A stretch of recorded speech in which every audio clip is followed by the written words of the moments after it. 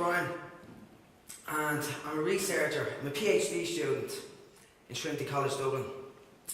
I'm also one of the happiest and most positive people I know. But my life was different, bad different. And what I want to talk about today is change, and how change is possible. That's a picture of me from 2011, 2 years before I hit rock bottom from chronic addiction. I looked bad then. I didn't look well at all, but I actually felt 100 times worse than I looked. I really did. That's a picture of me from last year, and I look a bit better. I hope you think I look a bit better anyway. And I think I look healthy, but I actually feel 100 times better than I actually look. I feel fantastic today. So you might be wondering why I got into addiction or what my problem was. And a lot of people think drugs were the problem. But drugs were only the symptom of my problem. My problem was overthinking and anxiety. I was consumed by anxiety and I was tortured by overthinking. And to cope with the world, I used drugs. That's why I was an addict. So I started using drugs when I was about 14 years of age to cope. And by the time I was 16, 17, I started using harder drugs. And then by the time I was 20, 21 I think, I was a full-blown heroin addict. And what I want to get across as well, so I can actually relate to you guys, because you might be saying, oh, I can't relate to you, you can't relate to me because I was a heroin addict. I was actually a very functional heroin addict for many of them years. I had a good job, I had a nice car, I went on holidays. But in the end, literally everything fell apart. The drugs took hold and everything fell apart. And I literally lost everything in my life. So I lost my health, I lost my mind, I lost my job, and I lost every important relationship in my life. And what happened next was probably the most painful month of my life, but an important month of my life. And there was one night in particular that was the most important and the most painful night of my life. So what happened to me when I was detoxing at home, I had multiple seizures, multiple hospital visits. And there was one night in particular that was really, really painful. I woke up on my sitting room floor, I came to, and my face was smeared with blood. There was blood on the floor. And what had actually happened, I don't know if you know what a seizure is, but what happens when you have a seizure, a full seizure, is that every cell in your brain fires at the same time and it sends messages to your body. So that's what the convulsions are, the contractions, every muscle contracts in your body. And what had actually happened to me, I actually drove my teeth through my tongue. That's where the blood was coming from. I felt horrific, along with coming off the drugs as well. So I can't remember much from that night. The next thing I remember is waking up in the hospital, on a hospital trolley. And I tried to lift myself up off the trolley. And my eyes landed on a fire extinguisher. Just sort of fixated on a fire extinguisher. I'll never forget this experience. I knew it was a fire extinguisher. And I knew it was red. I knew the colour red. I knew the word red, and I knew the word fire extinguisher. But they weren't connected. They didn't go together. Nothing was connected. It wasn't a red fire extinguisher. It was just all these loose little terms floating around. And I remember saying to myself, wow, man, you're in trouble. That's brain damage. Something like that, I have dispositional anxiety, and something like that would have sent me into an absolute panic, frenzied panic. But for the first time in my life, I actually surrendered. It was the most important thing probably that ever happened to me. I let go of the story that I told myself, and I just surrendered to reality. I used drugs to escape reality. I was afraid of reality, afraid of anxiety, afraid of what was happening in my life. But I accepted reality for the first time ever that day, that night. It was the best thing that ever happened to me. What happened next was I went to real detox to come off. I still had to come off opiates and heroin. And I went to detox. The next 6 weeks were pretty rough as well, obviously coming off heroin and opiates. But something amazing happened when I was 2 days clean. I'm not too sure exactly what it was, but I just had a huge perspective shift. My world just changed, and the world just seemed very, very bright. I struggle to verbalise this, I don't know if it can be verbalised, but things just seem brighter. What I like to say for the first time is I contacted reality. And what I have noticed since then is that my thinking has gone down, my anxiety levels have gone down, and it left space for me to actually contact reality. I was on a farm in Detox, and it was like greens were greener. Food tasted like food. I just can't, to explain what contacting reality is, all it really is sensory experiences.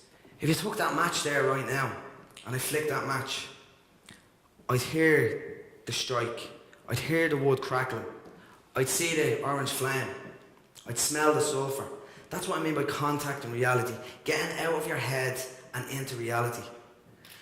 If any of you guys sitting there right now, you might be, I've often been in lectures where I'm not in the room, I'm thinking about other things. But if you can contact reality right now, feel your backs on the seats, feel your legs touching the ground. I can even feel an energy in this room. That's contacting reality. I'm feeling this clicker in my hand. Even feel your breath, take a breath, contacting reality. Because when you do that, you get out of your head and you get into life. It was here in Detox as well that I was introduced to mindfulness for the first time. And mindfulness for me is the foundations of everything good in my life. So what is mindfulness? I'm not going to go into a big spiel about what mindfulness is. But at its core, at its essence, mindfulness is contacting the present moment and paying attention to the present moment. And that's what I do today. When I feel it, I still get a little bit anxious. I have dispositional anxiety. It's just who I am. But what I'm able to do is I bring myself back and I contact the present moment. I still overthink, but I contact the present moment. I pay attention to reality, and that brings me out of it. Even this morning when I was brushing my teeth and driving the car in, I kept on hearing my mind starting up saying, oh, you're going to make a show of yourself on stage. You're going to faint, get overwhelmed and start to faint. I remember I was having a laugh with my friend about that. And that voice just keeps on jumping in. Something's going to happen, something bad is going to happen. But now I have a tool and I use mindfulness and I just bring it back to the breath. I bring it back to the steering wheel in the car. Or when I'm brushing my teeth this morning, I was able to just bring it back to the handle, my hand on the handle, and bring it back to the bristles on my teeth. Contact and sensory experience. That's all you have to do. That's what the essence of mindfulness really is. And if you take anything from this talk today, it's to introduce a bit of mindfulness into your life, a bit of present moment awareness. Now, I'm not asking you to go home and sit in a Zen position and for 20 minutes every day. If you do that, fantastic. The more you do, the better. But if you can even introduce it into some aspect of your life, when you're brushing your teeth, when you're eating your dinner, focus on the taste of the food. When you're walking up the stairs, feel your feet touching the stairs. I teach the neuroscience of mindfulness, and you actually change the function and structure of your brain. Today, I don't even know if I can worry. I still get anxious, but I'm not too sure if I can even worry anymore through the practice of mindfulness. It's like my brain is on different railway tracks. The worry's there, but it doesn't consume me anymore. It really doesn't. And if you introduce something like that on a daily basis into your life, it could change your whole world. It really could. That's a visual representation. That's pretty much how I felt when I was anxious, when I was overthinking, when I was in addiction. I was ready to break, ready to snap at any time. Through the practice of mindfulness, that's honestly how I feel mentally today. I feel very mentally strong. And every day when I practice more mindfulness, week by week, I put another little wire on that cable. And I feel stronger and stronger and stronger. But the one thing that mindfulness has given me, and as I said, it probably doesn't look like it in this talk, I'm talking about some very serious issues, but I have fun all the time. That's what I'm about. I have a playful attitude about me all the time. And what I try to do, what mindfulness gives me the ability to do, is to bring present moment awareness, energy and joy into every encounter I have with people. I try to be there instead of being up in my head. There was someone I recently got in contact with, and he says to me, lean into every moment expecting magic in the present moment. What a way to live. It really is. And another part of that then as well, it's what the goldfish bowl represents, is being bold. Mindfulness has given me the ability to be bold. And I'm not talking about being a brat. I was a brat. But I'm not talking about that. I'm talking about taking a chance, taking a risk in life. Not worrying about the future, not worrying about consequences, not worrying about what people are going to say. Just going for what you feel is right and taking a chance. At the start of this year, I took that to another level. And I got pretty bold about things and I took lots of chances. And one of them things that I done was I sent emails and reached out to pretty much every person that I could find of the most successful people in Ireland. Top CEOs, top businessmen, musicians, sports stars. You wouldn't believe the amount of them that have gotten back to me. The business people, especially of this world, because I got in contact with a lot of them, some of the most wealthiest people in Ireland, they care about mental health. They care about wellness and they care about the youth. They're boosting me up, they're giving me exposure, they're helping me out to get my message across to people. I'm working with lots of these people now. Some of them are my friends, just from reaching out. I was an addict from Blanchardstown. I should have been dead so many times, it's unbelievable. And now I'm dealing with some of the most successful people in Ireland. And that's what mindfulness has gifted me, that I don't worry about consequences. I'm able to act in the moment and take a risk and take a chance. And that is one of the biggest messages that I can get across with mindfulness. It's not really given as the everyday thing that mindfulness gives you, but it's one of the things. You don't be worrying about the past or worrying about the future. It's an amazing thing. I want to finish with a story about a chicken and an eagle. And this story had a profound impact on my life. It's a story by Anthony de Mello, and he was a Jesuit. And what happened was this farmer went out to his field and found an eagle's egg. He got the eagle's egg and he put it in the chicken coop. The little eagle hatched, thought he was a chicken.